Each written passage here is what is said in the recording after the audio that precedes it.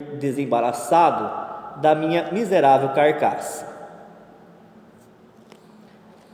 O que aconteceu então? Tive a aventura de ver que numerosos amigos vinham ao meu encontro desejando-me as boas-vindas, principalmente aqueles que eu tivera a satisfação de ajudar. Veja bem, essa é a situação pessoal e particular deste homem. Não é para todo mundo que é igual, não é? André Luiz vem falar, através da mediunidade do Chico, que cada um de nós somos um mundo à parte. Portanto, o que acontece com um é exatamente o que acontece com o outro. E também lembrar que esse espírito está na categoria dos espíritos felizes. Não são todos que têm a mesma graça, a mesma bênção que ele teve. Em que região estás? Em algum planeta? Ao redor dos planetas há o que chamas espaço. É aí que me encontro. Mas quantas graduações existem nessa imensidade, das quais o homem não pode fazer ideia? Quantos degraus existem nessa escada de Jacó, que vai da terra ao céu, ou seja, o alvitamento da encarnação no mundo inferior, como o vosso, até a depuração completa da alma. Aqui onde me encontro, não se chega senão depois de muitas provas, o que vale dizer-te muitas encarnações. Então, deves ter tido muitas existências.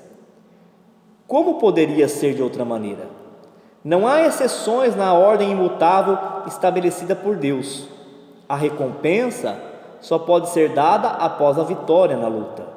E quando a recompensa é grande, necessariamente a luta também o foi. Mas a vida humana é tão curta que a luta só se realiza, de fato, através de intervalos, e esses intervalos são as diferentes existências sucessivas. Ora, desde que estou num degrau elevado, é certo de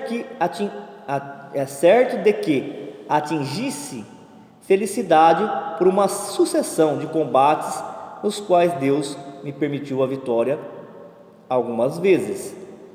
Em que consiste a tua felicidade? Isso é mais difícil de te dar a compreensão. A felicidade que sinto é um contentamento extremo de mim mesmo, não pelos meus méritos, ou que seria orgulho, e o orgulho é a marca dos espíritos réprobos, mas um contentamento, por assim dizer, imerso no amor de Deus e no reconhecimento da sua infinita bondade. É a alegria profunda de ver o bom e o bem, de poder dizer: talvez eu tenha contribuído para o melhoramento de algumas criaturas que se elevam ao Senhor. A gente se sente como idêntica com a felicidade. É uma espécie de fusão do espírito com a bondade divina. Tem-se o dom de ver os espíritos mais puros, de compreendê-los em suas missões, sabendo que também se chegará lá. Pode-se entrever no infinito, incomensurável, as regiões resplandecentes do fogo divino, chegando-se mesmo a ofuscar-se ao contemplá-las através do véu que ainda envolve. Mas, que digo? Compreendes minhas palavras? Esse fogo de que falo, pensas que seja, por exemplo, semelhante ao sol? Não. É alguma coisa indivisível para o homem, pois as palavras, indizível para os homens, pois as palavras só exprimem os objetos, as coisas físicas ou metafísicas de que se tem conhecimento pela memória ou pela intuição da alma, enquanto não podendo ter nenhuma memória do desconhecido absoluto, não se dispõe de termos que possam dar essa compreensão, mas fica sabendo que já uma felicidade imensa pensar de que pode subir infinitamente. Já está terminando, tá, pessoal? Tivesses a bondade de dizer que me queres ser útil? Em que, pergunto? Posso ajudar-te nos momentos de desânimo, amparar-te nas fraquezas, consolar-te nas angústias. Se a tua fé for abalada por alguma perturbação e te sentires vacilante, chama-me. Deus me dará as palavras necessárias para lembrá-lo a ti e reconduzir-te a Ele. Se te sentires prestes a sucumbir sob o peso das tendências que tu mesmo te reconheces culpado, chama-me. Eu te ajudarei a carregar a tua cruz, como Jesus foi ajudado a carregar a dele, aquela em que devia tão altamente nos proclamar a verdade, a caridade. Se fracassares ao peso das amarguras, se o desespero te dominar, chama-me. Eu virei tirar-te desse abismo, falando-te de espírito a espírito, lembrando-te o cumprimento dos deveres que te competem, não em virtude de considerações sociais e materiais, mas pelo amor que sentirás em mim, amor que Deus dispensou ao meu ser, para que transmita aos que Ele pode salvar. Tens, sem dúvida, amigos na terra. Eles partiram talvez das tuas dores e talvez já te socorrem. Nas aflições vais procurá-los, levar-lhes os teus lamentos e as tuas lágrimas, e eles te dão em troca essa prova de afeição, que são os seus conselhos, o seu apoio, as suas atenções. Pois bem, não pensas que um amigo daqui seja também um bom achado? Não é consolador poder dizer, quando eu morrer, os meus amigos da terra estarão à minha cabeceira orando por mim e chorando sobre mim, mas os meus amigos do espaço estarão no limiar da nova vida e virão sorridentes ao meu encontro para me conduzirem ao lugar que eu tiver merecido pelas virtudes.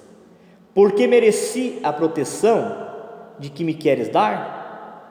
Eis porque me liguei a ti desde o dia da minha morte.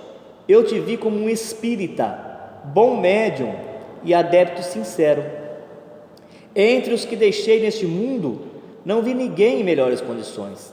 Então resolvi contribuir para o teu progresso, sem dúvida no teu interesse, mas ainda mais no interesse de todos os que chamastes para encaminhar a verdade. Vês que Deus te ama bastante para fazer-te missionário. Todos ao teu redor, pouco a pouco, vão partilhando das tuas crenças. Os mais rebeldes não deixam de te ouvir, e um dia deverás te aceitar. Não os abandones, prossiga sempre, malgrado as pedras do caminho. Toma-me como bordão na tua fraqueza. E a última pergunta que eles fazem ao médico russo é: não me considero digno de tão grande favor. Quer dizer, é o médico que está falando, né? Porque o médium, ao pensar em chamar ele para a comunicação, ele acabou atraindo esse espírito, e esse espírito, percebendo que o médium tinha boa intenção, se simpatizou com ele e se dispôs a ajudá-lo como um guia, para que também as pessoas ao redor pudessem aprender. Essa comunicação, ela está fluida assim, né, com palavras bem colocadas, porque é um espírito em boas condições. Mas se vocês lerem os outros exemplos aqui, cada um vai falar da sua façanha, dos seus dramas, né, do que encontrou no mundo espiritual, das dificuldades, como é que está vivendo lá. Quando o médium fala que não se sente digno do favor, da aproximação desse espírito, ele então termina a comunicação dizendo: não há dúvida que estás longe da perfeição, mas o teu ardor na difusão das boas doutrinas, no alento à fé dos que te ouvem, na pregação da caridade, da bondade, da benevolência, mesmo quando procedem mal contigo, tua resistência aos impulsos da cólera, que facilmente podias satisfazer, contra os que te aborrecem ou menosprezam as tuas intenções, tudo isso felizmente serve de contrapeso ao que ainda possuis de mal. É um poderoso contrapeso, como o perdão. Deus te cobre com as suas graças através da faculdade que te deu e que cabe a ti desenvolver pelos seus esforços a fim de trabalhar eficazmente para a salvação do próximo. Deixo-te, mas conta comigo. Trata de moderar os teus caprichos terrenos e de viver mais frequentemente com os teus amigos deste lado. Isso aqui em 1860 e pouco, né? Com Kardec. E depois, então, nós estamos falando de vida futura. O Chico Xavier, com a mediunidade dele, e os espíritos que se apresentaram a ele, como o médico André Luiz, veio detalhar como é que vive os espíritos, né? Como que são as cidades organizadas nessas várias camadas que esse médico russo disse que tinha no espaço que está em torno da Terra, e como é que esses espíritos continuam vivendo, progredindo e se comunicam, se relacionam conosco. Esse então é um ensinamento sobre a vida futura.